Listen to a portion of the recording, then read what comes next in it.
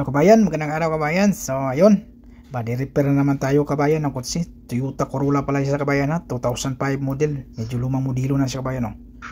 Yan, pero sariwa pa rin yung loob. Maalaga ata yung may-ari. Saka nakakuhaan siguro to, nakasarado siguro. Yan, may bagong pintuan kabayan na sikanhan. Tapos yung panel pumasok yan, you know? So ilabas natin yung panel niya.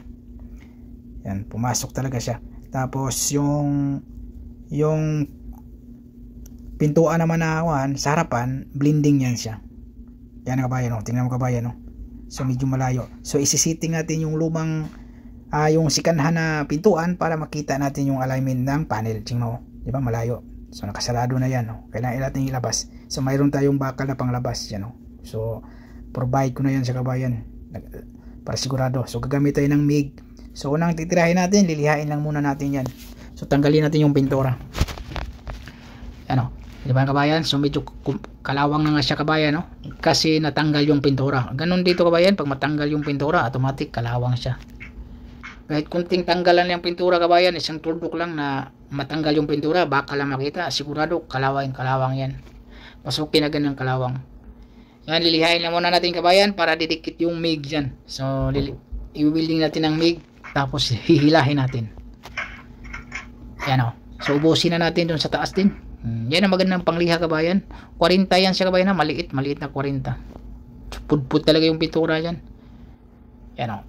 So i-welding natin ang MIG para mailabas natin.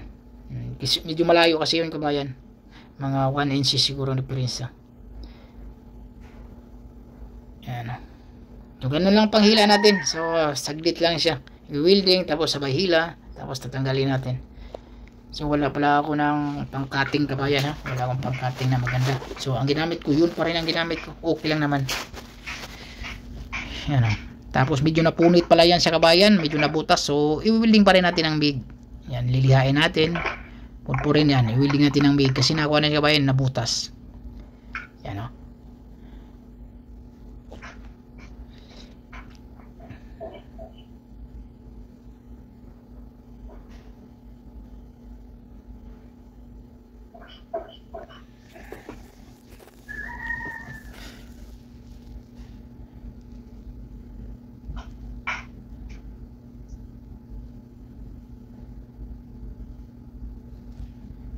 Yan kabayan, di ba? So okay na. So masilya na lang siya. So mamasilyahan na natin ng fiber. Gagamit tayo ng fiber. Yan, o. So yung tinuturo ko, yung butas. Yan, butas yan. Tapos may kanto yan sa kabayan, ha. Yan, o, kasama yung kanto sa panel. Tapos gamitan natin ng sandblast kasi yung mga pinaglihaan ay yung mga itim-itim. So tatanggalin talaga natin yung itim-itim kabayan kasi automatic pag hindi natin tanggalin yon, tapos magpahit tayo ng masilya, automatic yung masilya bubukol din yun dahil sa kalawang ang mangyari. Nice, sandblast natin yan, pakintabi natin yung bakal talaga yung makita. Yun, tapos sabay liha na tayo agad. Ano, so 80 yung gamit natin sa masin na pangliha kabayan, ha. Ano, pati loob pala yan sa kabayan, so kailangan natin tanggalin yung mga pintuan, pati yung harapan kasi loob, kasama yung loob. Yan, unang pahid, fiber. So gamitan natin ng fiber para medyo matibay talaga siya. Mas maganda yung fiber kabayan, talagang matibay din talaga yung fiber kaysa yung original na masilya. Pagkatapos nan, lilihain natin original na masilya na gamitin natin. Yung matuyo pala yung fiber kabayan, mga nasa 10 minutes lang matuyo na yan siya. Hindi ganong matagal yan. 5 minutes tuyo na nga yan, eh. Pwede na lihain. Yung iliha naman natin yan, 80 pa din yung pagliha natin. Ano? So liha na ako, 80 pa din yung gamit ko.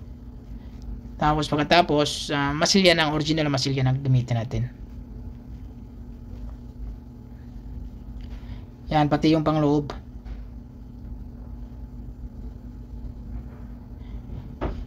Yan, kasi pag mas maganda kasi yung kabayan, masin, kasi pag mano-mano, medyo matagal talaga yan pag mano-mano. Pag masin, saglit lang. Ayun. So, kukunin yung kain sa oras yun, eh, pag mano-mano. Lalo na yung fiber, matibay yan kabayan. Matibay lihain. Pero masin yung gamit natin, saglit lang. Yan o, papahid na ako ng pangalawang coating na nga yan ako kabayan. Hindi ko na i-video yung unang coating ko na masilya. So masilya, pangalawang coating yan. Kasi yung linya sa baba, hindi ko napansin. Buhayin natin yung linya sa baba.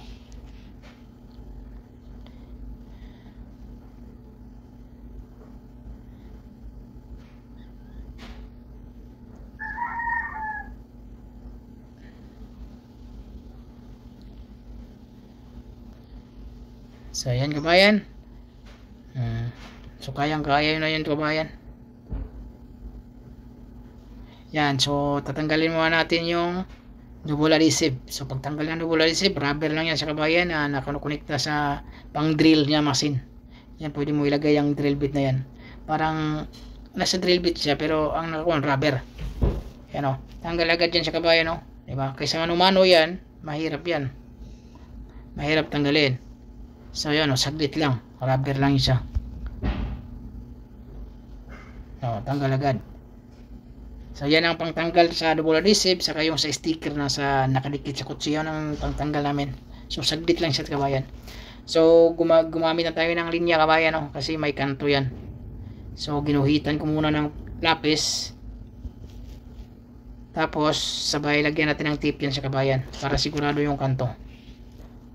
Yan o. So may guhin na yan siya. Tapos yan, tape pa natin. Pero may nakaguhin na yan sa kabayan. So unahin natin yung taas. Liha ng 120. Tapos mano-mano pa rin siya ng 180. Tapos hanggang 320 kasi mano-mano. Tapos i-machine na rin natin ng 320 para okay na yung taas. Tapos sa baba na naman tayo. So bali yung taas okay na yan siya kabayan. Primer na yan siya. Tapos sa baba na naman. So 180. Yan, 180 tayo sa baba. 320. Tapos okay na siya kabayan. Ganun lang. So ang gagawin na natin yan, okay na, tapos na. Bali papahiran lang natin ang kuan yan siya. I-machine pa rin natin yan. Papahiran lang natin ng yung mga butas, pang takip na mga butas-butas na maliliit. Tapos sigurado na ako katulad yan oh. So okay na yan siya kabayan. Yung bago pa lang kasi kanahan na pintuan, maraming damage sa maliliit. So nire-repair natin yung kabayan, kailangan i-perfect din natin yan. So katulad yung kabayan oh, okay pagka-repair, di ba? So may kanto, buhay yung kanto. Yan oh. Pati yung baba, sa kantos baba, okay. Okay kabayan, maraming salamat kabayan. Huwag kalimutang mag-subscribe kabayan.